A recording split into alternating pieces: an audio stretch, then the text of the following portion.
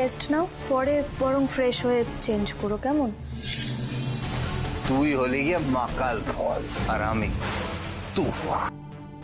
গৃহপ্রবেশ ধারাবাহিকের আজকের পর্ব। ধারাবাহিকের শুরুতেই আমরা দেখতে পাই শুভ শাড়ি সিলেক্ট করছে সে কালকে কি পরবে এবং আদি তার ছেলেকে তাদের ফটোগুলো দেখাচ্ছিল। এরপর সেখানে শুভ চলে আসে এবং তাদের ফোনে মোহনার পাঠানো সেই ফুলের বুকেটা দেখতে পায় এবং মোহনার কথা আবার শুরু করে।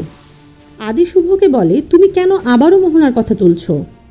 আমি তো বলেছিলাম মোহনার কোনো চ্যাপ্টার আমাদের মধ্যে থাকবে না।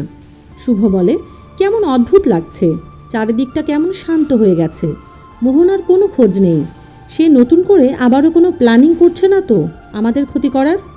তখন আদি শুভকে বলে, কিছু হবে না। পরের সিনে আমরা দেখতে পাই পুলক চায়ের দোকানে বসে আড্ডা মারছিল। ঠিক তখন সেখানে দেখতে পাই অয়না একটা ছেলের সাথে বাইকে করে যাচ্ছে। পরবর্তী সিনে আমাদের মোহনার বাড়িতে দেখানো হয় সেখানে আকাশ মোহনার পছন্দের খাবার নিয়ে এসেছে, কারণ মোহনা নতুন করে আবারও হসপিটালে জয়েন করেছে। মোহনা তার ভাইকে বলে, আমি পুরনো সব কিছু ভুলে গিয়ে নতুন করে আবারও আমার জীবনটা শুরু করতে চাই। আকাশ মনে মনে বলে, তোর উপরে আমার নজর আছে মোহনা, তুই যদি কিছু করতেও চাস করতে পারবি না। তারপর তারা সকলে মিলে এনজয় করতে থাকে। পরবর্তী সিনে আমাদের দেখানো হয় শুভ ডোনা এবং ঋদ্ধির রুমের পাশ দিয়ে যাচ্ছিল। ঠিক সেই সময় সে শুনতে পায় ডোনা এবং ঋদ্ধির মধ্যে ঝগড়া হচ্ছে। তারপর আমাদের তাদের ঘরের দৃশ্য দেখানো হয়। সেখানে ঋদ্ধি ডোনাকে বলছিল, তুমি কি মনে করেছো আমি জানি না? মোহনার সাথে হাত মিলিয়ে তুমি আমাদের বিজনেসের ক্ষতি করছো, এমনকি শুভর ক্ষতি করার চেষ্টা করছো।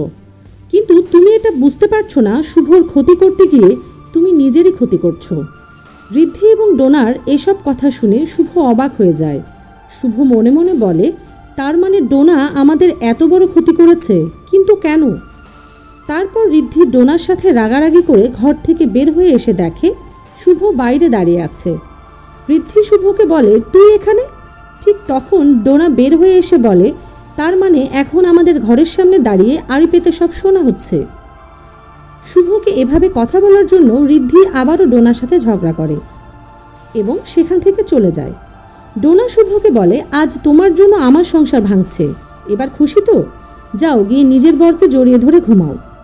ডোনার মুখে এসব কথা শুনে শুভ তাকে বোঝানোর চেষ্টা করে, কিন্তু ডোনা উল্টো শুভর হাতে থাকা পানির বোতল ছুঁড়ে ফেলে দেয় এবং সেটা ভেঙে শুভর পায়ে লেগে পা কেটে যায়। তারপর শুভ সেখান থেকে চলে গেলে ডোনা বলে, আমি এসব আর সহ্য করতে পারছি না, আমি নিউ ইয়র্ক ফিরে যেতে চাই।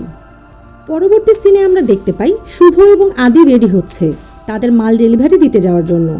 শুভ খুঁড়িয়ে খুঁড়িয়ে হাঁটতে দেখে আদি খেয়াল করে তার পা কেটে গেছে এবং রক্ত পড়ছে। তখন সে শুভর পায়ে ব্যান্ডেজ করে দেয় এবং তাকে বলে, তোমাকে ডেলিভারি দিতে যেতে হবে না, তুমি বাড়িতেই থাকো। শুভ প্রথমে যাওয়ার জন্য জেদ করলে আদি কোনো রকমে তাকে বুঝিয়ে বাড়িতে থাকতে বলে। পরবর্তী সিনে আমরা দেখতে পাই আদি এবং ঋদ্ধি মাল ডেলিভারি দিয়ে পেমেন্ট হাতে পাওয়ার জন্য অনেক খুশি ছিল। তারা দুজনে গল্প করতে করতে বাড়ি ফিরছিল। অন্যদিকে শুভ এবং শিরিন কেক বানাচ্ছিল আদির পছন্দের। বাড়ির সকলে তাদের বিজনেস ভালো হওয়ার কারণে অনেক খুশি ছিল এবং রনি দেশে আরও সুখবর দেয় যে সে মিডিয়াতে চান্স পেয়েছে। শেষ সিনে আমরা দেখতে পাই আদি এবং ঋদ্ধি বাড়িতে ফিরছিল। ঠিক সেই সময় একটা মোটরসাইকেল হঠাৎ তাদের গাড়ির সামনে এসে হেডলাইট চালিয়ে দেয়।